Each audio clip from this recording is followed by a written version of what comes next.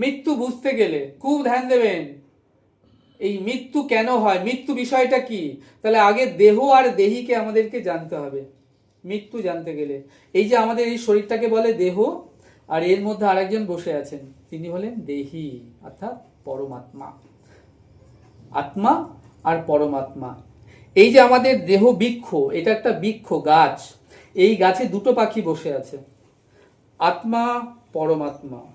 তাহলে আত্মা পরমাত্মা, তাহলে পরমাত্মাকে আশ্রয় করে আত্মা রয়েছে। খুব ধ্যান দেবেন, পরমাত্মাকে আশ্রয় করে আত্মা রয়েছে। অর্থাৎ আত্মা যে পাখিটা সে ফল খাচ্ছে গাছের ডালে বসে, আর একজন নিরীক্ষণ করছে তাকে। কে নিরীক্ষণ করছেন না, পরমাত্মা নিরীক্ষণ করছে কাকে, আত্মাকে। তাহলে একজন ফল খাচ্ছে, একজন নিরীক্ষণ করছে। তাহলে একটা পাখি যদি উড়ে চলে যায়, অপর পাখিটা আর থাকে না, তখন এই দেহ বৃক্ষের পতন হয়, মৃত্যু হয়, তাকে বলে বিনাশ। তাহলে খুব ভালো করে বুঝুন ব্যাপারটা, আমাদের মৃত্যুটা সুন্দর হওয়া প্রয়োজন। মৃত্যু সুন্দর না হলে পরবর্তী জন্মটা সুন্দর হবে না। তাহলে মৃত্যু কিভাবে সুন্দর হবে, এই যে দেহটা, তাহলে এই দেহটার, এটা জড় দেহ, জড় দেহ পাঁচটা পদার্থ দিয়ে গঠিত, ক্ষিতি অপ তেজ মরুদ্গম। তাহলে আকাশ, বাতাস, জল, মৃত্তিকা এবং অগ্নি, এই পাঁচটা পদার্থ দিয়ে এই শরীরটা তৈরি। তাই যখন শরীর চলে যায় তখন কি হয়, শরীরটা পুড়িয়ে দেওয়া হয়। তাহলে পুড়িয়ে দিলে কি হয়, এই শরীরটা ছাই ভস্ম হয়ে যায়। তাহলে ওই ছাইটা মাটির সঙ্গে মিশে যায়, বাতাসের সঙ্গে মিশে যায়, আকাশের সঙ্গে মিশে যায়, শরীরের সঙ্গে যেটুকু অগ্নি যখন জ্বালানো হয় অগ্নির সঙ্গে মিশে যায়। এই পঞ্চভৌতিক শরীর বলে আমাদের এই জড় দেহটা। শরীর তত্ত্ব বুঝলে আপনি বুঝে যাবেন মৃত্যু কি বস্তু। তাহলে এই যে পঞ্চভৌতিক শরীর, তাহলে এই পঞ্চে পঞ্চে হয় লয়, এই পঞ্চে পঞ্চে বিলীন হয়ে যায় মৃত্যুর পরে। তাহলে আমাদের এই শরীরটাকে বলে জড় দেহ, এর ভেতরে আরেকটা শরীর আছে, সেটাকে বলা হয় সূক্ষ্ম শরীর, তার ভেতরে আরেকটা আছে কারণ শরীর। এই নিয়ে আমাদের হচ্ছে শরীর। আমাদের যে স্থূল দেহটা পাঁচটা উপাদানে তৈরি, আর এর ভেতরে যে সূক্ষ্ম দেহটা সেটাও পাঁচটা উপাদানে তৈরি। তাহলে কি কি না, মন, বুদ্ধি, সত, রজ, তম, তিনটে গুণ এই সংসারে রয়েছে। বলছেন মনে করুন দেহটা একটা মাটির কলসি, এই কলসিতে করে আপনি প্রত্যেকদিন জল নিয়ে আসেন। তাহলে এই কলসির আদর কতদিন, যতদিন আপনি জল আনছেন। কিন্তু কোনো কারণে কলসিটা ফুটো হয়ে গিয়েছে, এখন তো আর জল ধারণ করে রাখতেও পারছেন না, আনতেও পারছেন না। তাহলে এখন দেখুন কলসিটা অনাদরে পড়ে গেছে, এখন কিন্তু আর আদর নেই। তখন আপনি কি করছেন, অনাদরে তাকে ফেলে দিয়েছেন কলসিটা। যখন কলসি ফুটো হয়ে যায়, যেমন আদর থাকে না, তেমনি এই দেহটা কি হয় না, কলসির মতোই এই দেহতে আর তখন আদর থাকে না। কখন, যখন দেহ ছেড়ে আত্মা চলে যায়। ভালো করে ধ্যান দেবেন, আত্মা দেহ ছেড়ে চলে গেলে এই দেহটা নিথর হয়ে পড়ে থাকে, তখন শরীরটা কাজ করে না। চোখ থাকবে, চোখ দেখবে না, কান থাকবে, কান শুনবে না, মুখ থাকবে, মুখ কথা বলবে না, হাত থাকবে, হাত কাজ করবে না, পা নড়বে না, সব ইন্দ্রিয়গুলো কি হবে, জড়ো হয়ে যাবে, অবশ হয়ে যাবে। তখন দেহ থেকে পচন শুরু হয়ে যাবে। সবাই বলবে মরা দেহ, পচা দেহ, ওকে তাড়াতাড়ি ঘর থেকে বের কর। আগের দিন হলে তো কি করতো, বাঁশের ভেলায় কাঠের ভেলায় করে নিয়ে যেত, তাই না লেখা। আজকে কিন্তু তাও নিয়ে যায় না, শ্মশান পর্যন্ত নিয়ে যায়, বাঁশের ভেলা কাঠের ভেলা, পৌরসভার গাড়িকে খবর দেয়, লেখা থাকে স্বর্গের রথ। আর যখন ওই স্বর্গের রথে আমাদের এই সব দেহখানা মৃত্যুর পরে শোয়ানো থাকে, দেখবেন গাড়ি যখন ছুটে চলে না, তখন কি হয়, খুব ভালো করে ধ্যান দেবেন, এই শরীরের মধ্যে সব থেকে ভারী হচ্ছে আমাদের মাথাটা। মাথাটা এরকম এরকম করে দুলতে থাকে, মাথা যেন দুলে দুলে বলে, কি বলে, মাথা অনেক কথা বলে, দুলে দুলে বলে আজ কেউ নেই আমার, আজ কেউ নেই আমার। যেন একদিন আমার সব ছিল, আমার স্বামী ছিল, স্ত্রী ছিল, বাড়ি ছিল, বিষয় আশায় সন্তান আদি কত কিছু না ছিল, সুখের বিষয়। যেই আমি দেহ ছেড়ে আত্মা চলে গেল, অমনি আজ কেউ নেই আমার, আজ কেউ নেই আমার। সবাই আমাকে কি করলো, 3.5 হাতে জায়গাও দিল না। আরে আমি সারা জীবন কষ্ট করে এত বড় বাড়ি করেছি, এত বিষয় আশায় করেছি, 3.5 হাতে জায়গা দেয়নি। বলছে তাড়াতাড়ি করে বের কর ঘর থেকে, গন্ধ বেরোচ্ছে, দুর্গন্ধ।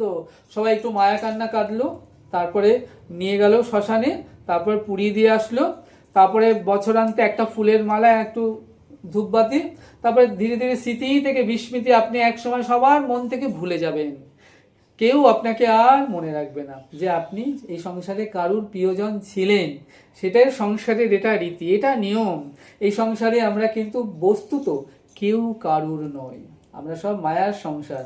ভাবলে তখন আপনি অবাক হয়ে যাবেন, বলছেন এই কি, আমরা এই পরিবার এত লোক, সবাই তো সন্তান, আমার মেয়ে, আমার ছেলে, আমার স্বামী, পুত্র, বলছেন সবই মায়া, কেউ কারুর নয়, কেউ নয়, কেউ নাই। তাহলে এখানে বলছেন যে এই যে দেহ থেকে যখন কি হয় না আত্মা চলে যায়, তখন কি হয় না এই দেহটা নিথর হয়ে মৃত্যুবরণ করে। তাহলে দেহের মৃত্যু হচ্ছে, খুব ধ্যান দেবেন, কিন্তু আত্মার মৃত্যু হচ্ছে না। এইখানটা বোঝার, দেহের মৃত্যু হয় কিন্তু আত্মার মৃত্যু হয় না। শাস্ত্র বললেন, গীতাতে কি বলেছেন ভগবান শ্রীকৃষ্ণ, বাসাংসি জিন্নানি যথা বিহায় নবানীতি গিনানি নরপুরানি তথা শুনিয়ানি বিহায় জিন্নান্নানি সংজাতি নবানি দেহি। বাসাংসি জিন্নানি যথা বিহায়, বলেন আপনি যখন নতুন বস্ত্র বাজার থেকে কিনে এনে পরেন, কিভাবে পরেন? নতুন বস্ত্র খুব যত্ন সহকারে পরেন, না ধুলোবালি না লাগে, যেখানে সেখানে বসেন না, কিন্তু ধীরে ধীরে কাঁচা ধোয়া করতে করতে, ব্যবহার করতে করতে বস্ত্রটা একসময় পুরনো হয়ে যায়, ফেটে যায়, তখন বস্ত্রটাকে ত্যাগ করেন। এই বস্ত্রটা যখন আপনার গেঞ্জিটা, জামাটা, শাড়িটা ত্যাগ করেন, পুরনো হয়ে যায়, ফেটে যায়, ব্যবহার করতে করতে আপনি কি খুব কান্নাকাটি করেন, খুব দুঃখে ভেঙে পড়েন? বললেন না তো। তাহলে এই দেহটা যখন শিশু আসে নতুন বস্ত্রের মতো, কিশোর কৌশল যৌবন জরা বার্ধক্য, যখন দেহে সংসারের আবর্তে ঘুরতে ঘুরতে থাকতে থাকতে একসময় বৃদ্ধ হয়ে যায়, রোগগ্রস্ত হয়ে যায়, তখন আপনি চোখে কম দেখবেন, চশমা এসে যাবে, তখন আপনি কানে কম শুনবেন, তখন কিভাবে ব্যাধিগ্রস্ত, রোগগ্রস্ত হবে, ধীরে ধীরে ধীরে ধীরে আপনার শরীরটা পঞ্চে পঞ্চে হয় লয়। তখন কি হয়, এই যে শরীরটা থেকে আত্মা চলে যায়, আত্মা যখন বেরিয়ে যায়, তখন এই শরীরটা পড়ে থাকে ওই পুরনো ফাটা বস্ত্রের মতো অনাদরে পড়ে থাকে। এই আত্মা কি করে, আত্মা কিন্তু অবিনশ্বর, আত্মা আরেকটা নতুন দেহকে ধারণ করে সে আবার আরেকটা দেহ প্রাপ্ত হয়। বুঝতে পারলেন কিনা আমাকে বলুন, না বুঝতে পারলে আবার বলছি। এই যে আত্মা, শাস্ত্র বলেছেন গীতাতে, নৈনং ছিন্নন্তি শাস্তানি নৈনং দাহতি পাবকনা চনং ক্লেন্দান্তপনা শোষয়তি মারুত। তাহলে আত্মাকে আগুনে পোড়ানো যায় না, অস্ত্রের দ্বারা কাটা যায় না, হাওয়াতে শুকানো যায় না, জলে ভেজানো যায় না, ছিদ্র ছিদ্র করা যায় না। আত্মার আয়তন কেমন, কেশাগ্র, চুলের যে উপরের কেশাগ্র, তাকে 100 ভাগ করলে তার 1 ভাগ হচ্ছে আত্মার পরিমাণ, যাকে এমন কোন অনুবক্ষণ যন্ত্র নেই যাকে দেখা যায়। তাহলে বলবেন আত্মাকে দেখা যায় না, তাহলে আমি কি করে বুঝবো আত্মা আছে? বলবেন এই যে আপনি আমার সঙ্গে কথা বলছেন, হাঁটছেন, চলছেন, যখন আত্মা দেহ থেকে বেরিয়ে যাবে তখন আপনার দেহটা নিথর হয়ে যাবে, আপনি বুঝতে পারবেন দেহের সমস্ত কার্যকলাপ অটোমেটিক্যালি বন্ধ হয়ে যাবে। কেমন? যেমন কিনা এখন দেখুন ওই অবস্থা কখন হয়, কখন শরীরটা নিথর হয়ে যায়। বলছে পাখাটা ঘুরছিল, পাখাটা বন্ধ হয়ে গেছে, লাইটটা জ্বলছিল, লাইটটা বন্ধ হয়ে গেছে, মাইক্রোফোনটা চলছিল, মাইক্রোফোনটার আওয়াজ করছে না, ক্যামেরাটা চলছিল, ক্যামেরাটা বন্ধ হয়ে গেল। তাহলে কখন ওই অবস্থা হয় গো? যখন কারেন্ট চলে যায়, তাই না? কারেন্ট যখন চলে যায় তখন কি হয় না, পাখা ঘোরে না, লাইট জ্বলে না, মাইক্রোফোনে আওয়াজ হয় না, ক্যামেরা বন্ধ হয়ে যায়, সব কিছু নিথর হয়ে যায়, তাই না? তাহলে আপনি বুঝতে পারলেন, আপনি কারেন্টকে দেখতে পান, দেখতে পান কারেন্টকে, তাহলে আপনি বুঝতে পারছেন যে কারেন্ট আছে, এখন চলে গেলেও বুঝতে পারেন চলে গেল। তা দেহের মধ্যে আত্মা যখন চলে যায়, যখন অ্যাক্টিভিটি আমরা করছি, আমি আমার সন্তানকে আদর করছি, পিতামাতাকে সেবা করছি, স্ত্রী পুত্র পরিজন সবাইকে নিয়ে সংসারে যে আছি, তাহলে কি হবে না, আমি বুঝতে পারছি আমার দেহের মধ্যে আত্মা রয়েছে। তাহলে আত্মা আছে বলে আমরা কিন্তু সব কার্যক্রম করছি। তাহলে আত্মা অবিনশ্বর। তাহলে দেহের জন্ম হয় বলে দেহের মৃত্যু হয়। তা শাস্ত্র বলেন যার জন্ম হয় তার মৃত্যু হয়, আর যার জন্ম নেই তারও মৃত্যু নেই, তিনি অজনিত শাশ্বত। তা আত্মার জন্ম নেই, তাহলে আত্মারও মৃত্যু নেই। তাহলে দেখা যায় যে একটা বাবা মার দুটো সন্তান, অনেকটা বাবা মার মতোই। তাহলে এই যে সন্তানটা হলো, তাহলে ওর ভেতরে আত্মা কিন্তু প্রবেশ করলো, সন্তান হওয়ার মানে প্রাণের সঞ্চার হলো। তাহলে বলছেন কিভাবে, খুব ধ্যান দেবেন। বলছেন একটা সোনার ঘড়া কলসি, এবার আপনি সোনার ঘড়ায় কলসিতে, খালি কলসি সোনার কলসি, তাতে জল ঢেলে দিন। তাহলে এবার কি হলো, আপনি বলছেন এক ঘড়া সোনার, এক ঘড়ায় জল, তাই না? তাহলে সোনার ঘড়া জল। আবার ওই সোনার ঘড়ার জলটা খুব ধ্যান দেবেন রূপোর কলসিতে ঢেলে দিলেন। এবার কিন্তু আর বলছেন না সোনার ঘড়া ভর্তি জল, এবার বলছেন রূপোর ঘড়া ভর্তি জল। বোঝা গেল? আচ্ছা, ওই জলটা এবার আপনি লোহার কলসিতে ঢেলে দিন। এবার কিন্তু আর বলছেন না রূপোর ঘড়া ভর্তি জল, এবার বলছেন লোহার ঘড়া ভর্তি জল। এবার ওই জলটা মাটির ঘড়া জলে ঢেলে দিন, এবার হয়ে গেল মাটির ঘড়া জল। তাহলে ঘড়া কিন্তু পাল্টে গেল। দেখুন, সোনার ঘড়া, রূপোর ঘড়া, লোহার ঘড়া, মাটির ঘড়া, কিন্তু জল কি পাল্টালো? যে সোনার ঘড়া জলটাই তো রূপোর ঘড়া ঢাললেন। তাহলে এই যে দেহ, এই দেহটা ছিল সোনার ঘড়া। তাহলে এই যে আত্মা যখন দেহ থেকে, দেহটা বিনাশ প্রাপ্ত, আত্মাটা বেরিয়ে, তাহলে এটা বুঝতে পারলেন ঘড়া পাল্টে গেল, কিন্তু জলটা পরিবর্তন হলো না, আত্মার কোনো পরিবর্তন হলো না। আত্মাটা কি করলো, গিয়ে আরেকটা নতুন দেহ প্রাপ্ত হলো, তার মধ্যে কার্যক্রম করতে থাকলো। এবার আত্মাটা যদি স্ত্রীর দেহের মধ্যে ঢোকে তাহলে স্ত্রীর মতো কার্যক্রম করবে, যদি পুরুষের দেহে ঢোকে তাহলে পুরুষের মতো কার্যক্রম করবে, যদি ছোট বালকের দেহ সন্তানের মধ্যে ঢোকে তাহলে সন্তানের মতো কার্যক্রম করবে। তাহলে আত্মাকে আমরা অনুভব করছি, বুঝতে পারছি যে দেহের মধ্যে আমাদের আত্মা রয়েছে। তাহলে আমরা বুঝতে পারলাম মৃত্যু কি। মৃত্যু হচ্ছে বর্তমান দেহটার বিনাশ। যখন দেহ থেকে আত্মা বেরিয়ে যায় তখন দেহটার মৃত্যু হয়, তখন দেহটা বিনাশ প্রাপ্ত হয়, তখন আমরা শ্মশানে বসনে নিয়ে গিয়ে পুড়িয়ে দিয়ে আসি। বেশ বোঝা গেল তাহলে মৃত্যুটা কি। তাহলে এই যে দেহ থেকে আত্মাটা বেরিয়ে গেল, তাহলে আমি উচ্চকুলে জন্মগ্রহণ করেছি, ভালো বংশে জন্মগ্রহণ করেছি, ভালো দেহ পেয়েছি, তাহলে আমার মৃত্যুটা কি এমন ভালোভাবে হবে কি? এটা কিন্তু আমরা কেউ জানি না আমাদের মৃত্যু কেমন ভাবে হবে। আমাদের মৃত্যু কখন হবে, কেমন ভাবে হবে, এটা কিন্তু আমরা কেউ জানি না। আমি কি জ্ঞানে মরবো না অজ্ঞানে মরবো? আমি খাট থেকে পড়ে মরবো, নাকি আমি রাস্তায় চলতে চলতে মরবো, নাকি আমি অন্য কোনো উপায়ে গাড়ি চাপা পড়ে মরবো, নাকি আমি ঘুমিয়ে থেকেই মরে যাব? এটা কিন্তু আমরা কেউ জানি না আমরা কখন মরে যাব। কিন্তু মরবো এটা জানি, কিন্তু আমরা কখন মরবো এটা জানি না। এবার বলছে মৃত্যুটা, ওই যে মৃত্যুটা খুব ধ্যান দেবেন, এটা একদম গুরুতত্ত্ব, এটা একমাত্র দেহতত্ত্ব গুরুতত্ত্ব ছাড়া কেউ বলবে না কিন্তু এই কথা। এই যে মৃত্যুটা, যখন আত্মাটা বেরিয়ে গেল, বেরিয়ে গিয়ে আর একটা নতুন দেহকে ধারণ করছে, দেহটা এবার তার মধ্যে কার্যক্রম শুরু হয়ে গেল, অনুভব হয়ে গেল, চেতন হয়ে গেল। তাহলে চেতন আর অচেতন মৃত্যু। চেতন মানে তার মধ্যে আত্মা প্রবেশ করেছে। তাহলে দেখবেন অনেক সাপদের দেখবেন জমিতে যখন সে যায় তখন কি হয়, তার মাথা থেকে খোলসটা ছেড়ে চলে যায়, পুরনো খোলসটা ছেড়ে যাচ্ছে আর একটা নতুন খোলস দেহের মধ্যে সেটাকে নিয়ে চলে যায়। তাহলে আত্মা যখন দেহ ছেড়ে চলে যায়, তাহলে এই যে জড় দেহ, রোগগ্রস্ত ব্যাধিগ্রস্ত এই দেহটাকে পরিত্যাগ করে আর একটা নতুন দেহকে ধারণ করে সে চলে যায়। সে কিন্তু একা যায় না, আর একটা দেহকে নিয়ে সে চলে গেল, তাই না? এবার বলছে এই যে মৃত্যু হলো, এই মৃত্যুটা আমাদের সুন্দর করতে হবে।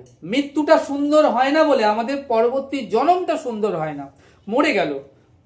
তাহলে এই যে আমরা বর্তমানে যে দেহটা ভোগ করছি, আমি হয়তো বড় বাড়িতে আছি, কেউ হয়তো দেখা যায় সকাল হলে গিয়ে হরিতলায় দাঁড়িয়ে লেবারের কাজ করছে, দুটো পয়সার জন্য পরিশ্রম করছে, কেউ হয়তো আরো বেশি পরিশ্রম করছে, কেউ লেবারের কাজ করছে, কিংবা কেউ অন্য কোনো কর্ম করছে সকাল থেকে রাত পর্যন্ত। বলবেন গোসাই হরি কথা বলবার সময় কোথায়, ভাগবত কথা বলবার সময় কোথায়, পেটের অন্ন জোগাড় করতেই তো আমাদের সকাল থেকে রাত চলে যায়। কেউ হয়তো দেখা যাচ্ছে আরাম করে ঘরে শুয়ে আছে, তার কোনো পরিশ্রমই করতে হচ্ছে না, অর্থ আসছে, প্রাপ্তি আসছে। বলবেন এটা কেন? কারণ এই ভগবানের তো প্রত্যেকটা জীবই ভগবানের সৃষ্টি, তাহলে এরকম ডিফারেন্স কেন? বলেন পূর্বকৃত কর্মফল, প্রাব্ধ কর্মফল। আপনি পূর্বজন্মে যে প্রাপ্ত কর্মফল যেটা আপনি ভোগ করেছেন তার বিনিময়ে এই দেহটা পেয়েছেন। এই প্রাপ্ত কর্মফল অর্থাৎ এই পুণ্য আপনি যে সুখ ভোগ করছেন এটা ক্ষয় হয়ে গেলে আপনি এখান থেকে বিচ্যুতি হবেন, আপনি পড়ে যাবেন। আপনার কাছে 1,00,000 টাকা আছে, আর কিছু নেই, কিংবা 10,00,000 টাকা আছে, টাকাটা আপনি রোজ খরচ করছেন, বাজারে আছেন, শাড়ি কিনছেন, গয়না কিনছেন, জিনিস কিনছেন, ফ্ল্যাট কিনছেন, এটা ওটা যাই কিনছেন, খরচ হচ্ছে তো। যখন খরচ হয়ে যাবে, শূন্য হয়ে যাবে, তাহলে টাকাটা কি আর থাকবে? আর থাকবে? এই আপনি বর্তমানে যে সুখ ভোগ করছেন এটা আপনার পূর্বকৃত প্রাপ্ত কর্মের ফলে এই শরীরটা পেয়েছেন এবং পুণ্য ফলটা ভোগ করছেন। এই পুণ্য যখন শেষ হয়ে যাবে তখন আপনাকে আবার নেমে যেতে হবে নিচে, নিম্ন যোনি প্রাপ্ত হতে হবে। তাহলে এবার বলছে কি শাস্ত্র, যে আমরা এই যখন মৃত্যুবরণ করছি, এই মৃত্যু যখন বরণ করছি তখন এই যে পঞ্চভৌতিক দেহ আমাদের, আমরা এখন দেখুন মৃত্যুর সময় শরীরে একটা প্রচন্ড যন্ত্রণা হবে, খুব কষ্ট হবে, তখন কিন্তু আপনি চাইলেও হরি বলতে পারবেন না, হরি বলা হবে না, হবি হবে তো হরি হবে না। কেন? মৃত্যু যার হয় না, ঠিক মৃত্যু যে মুহূর্তে হবে, মানে এখনই মৃত্যু হবে, আমার মৃত্যু হবে, আমি বুঝতে পারবো যে আমার এক্ষুনি শরীর থেকে প্রাণ বাহির হয়ে যাবে, সেই সময় শরীরের মধ্যে একটা প্রচন্ড যন্ত্রণা শুরু হবে, একটা সাংঘাতিক কষ্ট হবে। অনেকে দেখুন না, কারণ কত রকম যন্ত্রণা, বিছানায় শুয়ে শুয়েই ভোগ করছে, 10 বছর ধরে বিছানায় আছে, সে বিছানায় হাগুমুতু করছে, কিন্তু তার মৃত্যু হচ্ছে না। এটা তার প্রাপ্ত কর্মফল। মন, বুদ্ধি, অহংকার, আমরা কি বললাম, আমাদের যে স্থূল দেহটা 5টা উপাদানে তৈরি, আর এর ভেতরে যে সূক্ষ্ম দেহটা সেটাও 5টা উপাদানে তৈরি। তাহলে কি কি না, মন, বুদ্ধি, সত, রজ, তম, 3টে গুণ এই সংসারে রয়েছে। আমাদের সবার মধ্যে আছে, সকাল থেকে রাত পর্যন্ত এই 3টে গুণ থাকে। তাহলে এই যে সত, রজ, তম এবং মন, বুদ্ধি, তাহলে মনের কাজ কি? চিন্তন করা। বুদ্ধির কাজ কি? বিচার করা। আর শতগুণ, রজগুণ, তমগুণ, এই 3টে গুণ সংসারকে আবদ্ধ করে রেখেছে। তাহলে বলছে যখন কেউ দেহ ছেড়ে চলে যাবে, মৃত্যু হবে, মৃত্যুর সময় কি হয় না, মন যা চিন্তন করবে, খুব ধ্যান দেবেন, মন যা চিন্তন করবে, বুদ্ধি যা বিচার করবে, আর এই যে শত, রজ, তমগুণ, এই 3টে গুণ, এই 3টে গুণ কিন্তু একসঙ্গে জেগে থাকে না, একসঙ্গে ঘুমায় না, খুব ধ্যান দেবেন। যদি শতগুণ জেগে থাকে, রজতম ঘুমিয়ে থাকে, অর্থাৎ গৌণ থাকে। যদি তমগুণ জেগে থাকে, রজগুণ আর শতগুণ গৌণ থাকে, ঘুমিয়ে থাকে। আর যদি রজগুণ জেগে থাকে তাহলে তমগুণ আর শতগুণ ঘুমিয়ে থাকে। তাহলে কি বললাম, যদি শতগুণ যখন জেগে থাকে তখন তম আর রজ গৌণ থাকে, আর এবার রজগুণ যখন জেগে থাকে তম আর শত ঘুমিয়ে থাকে। যখন তমগুণ জেগে থাকে তখন কি হয় না, শত আর রজ ঘুমিয়ে থাকে। তাহলে একজন জেগে থাকে, বাকি দুজন গৌণ থাকে। মৃত্যুর সময় তখন যে জেগে থাকবে, মন যা চিন্তন করবে, বুদ্ধি যা বিচার করবে, সেই হাওয়াটা গিয়ে আত্মাতে পড়বে, তার ফলে পরবর্তী দেহটা আমাদের কি হবে সেটা তখন ডিসিশন হয়ে যাবে। মৃত্যু কারণে কিন্তু আমাদের পরবর্তী জন্মটা নির্ধারণ হয়। আমাদের মৃত্যুর সময় কিন্তু এই পরবর্তী যে দেহটা পাবো সেটা কিন্তু নির্ধারণ হয়ে যায়।